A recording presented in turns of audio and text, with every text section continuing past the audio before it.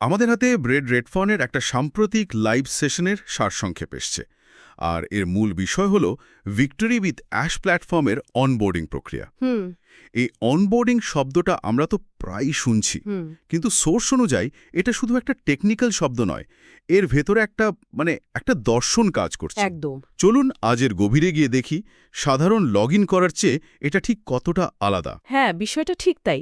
কারণ এখানে অনবোর্ডিং শুধু একটা প্রক্রিয়া না, এটা আসলে ব্যবহারকারীদের মানসিকতা আর প্ল্যাটফর্মের যে নিজস্ব সংস্কৃতি সেটা তৈরির প্রথম ধাপ। আচ্ছা, সফলভাবে এই ধাপটা পার করতে না পারলে পরের যাত্রাটা কিন্তু কঠিন হয়ে যেতে পারে। আজকের আলোচনা থেকে আমরা বুঝব কেন এই প্রাথমিক প্রস্তুতিটা এত গুরুত্বপূর্ণ। তাহলে শুরুতেই আসা যাক, অনবোর্ডিং আসলে কি।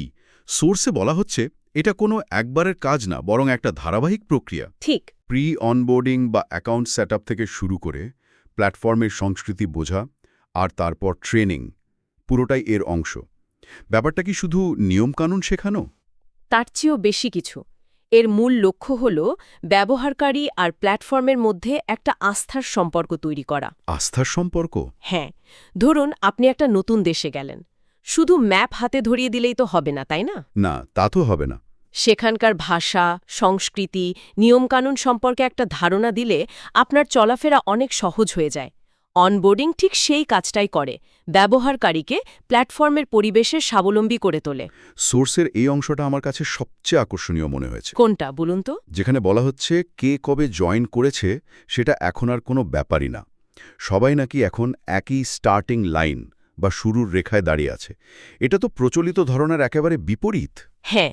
যারা অনেক আগে থেকে প্ল্যাটফর্মের সাথে যুক্ত, তাদের জন্য এটা কি কিছুটা হতাশাজনক নয়? চমৎকার প্রশ্ন।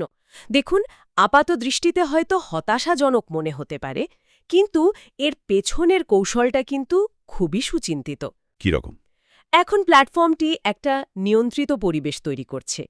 এর মাধ্যমে কোম্পানি দুটো জিনিস নিশ্চিত করতে চাইছে।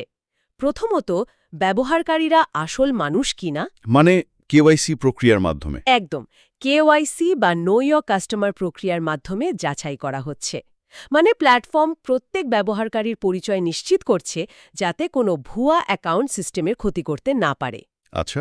আর দ্বিতীয়ত, সবাই কোম্পানির কোড অফ কন্ডাক্ট বা আচরণ বিধি মেনে চলছে কিনা। ট্রেনিং শুরু হওয়ার আগে এই ভিত্তিটা তৈরি করা খুব জরুরি। এই যে নিয়ন্ত্রিত পরিবেশ আর নিয়মকানুনের কথা বলা হলো, এখান থেকেই তো স্বাভাবিকভাবে ব্যক্তিগত দায়িত্বের প্রশ্নটা চলে আসে। কারণ নিয়মগুলো তো শেষ পর্যন্ত ব্যবহারকারীদেরই মানতে হবে, তাই না? একদম। এখানে রেডফর্নের সেই বিখ্যাত উক্তিটি আসে, বেবি সিটিংয়ের দিন শেষ। সিইও অ্যাশ মুফারা প্ল্যাটফর্মটি উপহার হিসেবে দিলেও এটি ব্যবহার করার দায়িত্ব সম্পূর্ণ আমাদের। এখানে মজার ব্যাপার হল, প্ল্যাটফর্মের নিয়ন্ত্রিত পরিবেশ আর ব্যক্তিগত দায়িত্ব, এই দুটো ধারণা আসলে একই মুদ্রার এপিঠ-ওপিঠ। বাহ, এটা তো দারুণভাবে বললেন। ব্যবহারকারীকে স্বাধীনতা দেওয়ার আগে প্ল্যাটফর্ম নিশ্চিত করছে যে সেই স্বাধীনতার সঠিক ব্যবহার করার মতো মানসিকতা আর পরিবেশ দুটোই তৈরি হয়েছে। অনেকটা গাড়ি চালানো শেখার লাইসেন্স দেওয়ার আগে ট্রাফিক আইন শেখানোর মতো আর কি। তার মানে এখানে পরনির্ভরশীলতার কোনো সুযোগই রাখা হচ্ছে না। সোর্স বলছে নির্দেশাবলী ঠিকমতো না পড়লে বা না মানলে পরের ধাপে এগোনোই যাবে না। ঠিক। এর মাধ্যমে প্রত্যেককে নিজের কাজের চালক বা লিডার হতে উৎসাহিত করা হচ্ছে, আর এই দর্শন থেকেই পরবর্তী গুরুত্বপূর্ণ বিষয়টা উঠে আসে। সংখ্যার চেয়ে গুণগত মানের গুরুত্ব। একদম। হ্যাঁ, এই বিষয়টিও সোর্সে খুব জোর দিয়ে বলা হয়েছে। অনেক অযোগ্য মানুষ জড়ো করার চেয়ে সঠিক মানসিকতার অল্প কিছু মানুষ নিয়ে কাজ করা শ্রেয়। কিন্তু ব্যবসার জগতে তো আমরা সবসময় সংখ্যার কথাই শুনি। এখানেই ভিন্ন অ্যাপ্রোচ কেন? কারণ এটা একটা দীর্ঘমেয়াদী পরিকল্পনা। এটা অনেকটা একটা ফুটবল দল তৈরির মতো। আচ্ছা। 11 জন তারা খেলোয়াড় যারা একে অপরের সাথে খেলতে স্বচ্ছন্দ নয়, তাদের নিয়ে দল গড়ার চেয়ে 11 জন এমন খেলোয়াড় নেওয়া ভালো যারা একে অপরের সাথে সমন্বয় করে খেলে। ব্যবসায়ও তাই। ঠিক।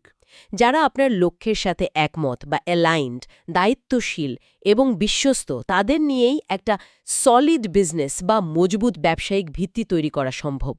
এই শক্ত ভিত্তি বলতে বোঝাচ্ছি এমন একটা ব্যবসা যা কেবল দ্রুত বৃদ্ধি পায় না, বরং দীর্ঘমেয়াদে স্থিতিশীল এবং নির্ভরযোগ্য থাকে। তাহলে আজকের আলোচনা থেকে মূল টেকওয়ে হল, অনবোর্ডিং একটা গভীর প্রক্রিয়া যা প্ল্যাটফর্মের ভিত্তি তৈরি করে, তাড়াহুড়োর কিছু নেই কারণ সবাই একই সুযোগ পাচ্ছে এবং চূড়ান্ত সাফল্য নির্ভর করছে ব্যক্তিগত দায়িত্ববোধের ওপর। হ্যাঁ, সোর্স অনুযায়ী এই যে ট্রেনিং আমরা বিনামূল্যে পাচ্ছি, এর মূল্য বাইরে হাজার হাজার ডলার।